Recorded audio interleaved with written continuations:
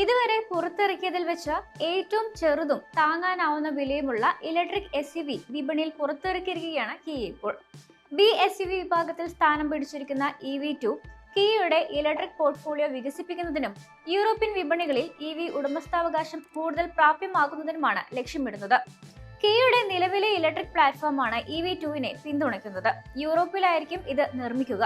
EV3, EV4 പോലുള്ള മോഡലുകൾക്ക് താഴെയാണ് ഇത് സ്ഥാനം പിടിച്ചിരിക്കുന്നത്.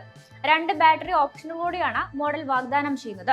സ്റ്റാൻഡേർഡ് റേഞ്ച് പതിപ്പിൽ 42.2 kWh ബാറ്ററിയും 317 കിലോമീറ്റർ വരെ WLTP റേഞ്ചുമുണ്ട്. അതേസമയം ലോങ് റേഞ്ച് വേരിയന്റിന് 61 kWh ബാറ്ററിയും 448 കിലോമീറ്റർ വരെ വാഗ്ദാനം ചെയ്യുന്നുണ്ട്. ഇതിന്റെ WLTP കണക്കുകൾ ഇതുവരെ വെളിപ്പെടുത്തിയിട്ടില്ല. 2 പതിപ്പുകളും 400 വോൾട്ട് ആർക്കിടെക്ചറാണ് ഉപയോഗിക്കുന്നത്.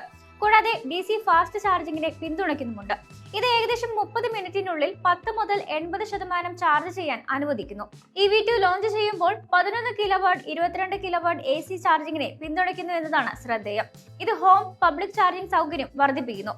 ഏകദേശം 4060 mm നീളമുള്ള EV2 SUV പ്രചോദിത സ്റ്റൈലിംഗിനൊപ്പം ഒതുക്കമുള്ള അനുപാതത്തിലാണ് നിർമ്മിച്ചിരിക്കുന്നത്. കിയയുടെ സാധാരണ ലൈറ്റിംഗ് സിഗ്നേച്ചർ, അപ്രൈറ്റ് സ്റ്റാൻസ്, 16 മുതൽ 19 ഇഞ്ച് വരെയുള്ള വീൽ ഓപ്ഷനുകൾ എന്നിവയാണ് ഡിസൈൻ ഹൈലൈറ്റുകൾ.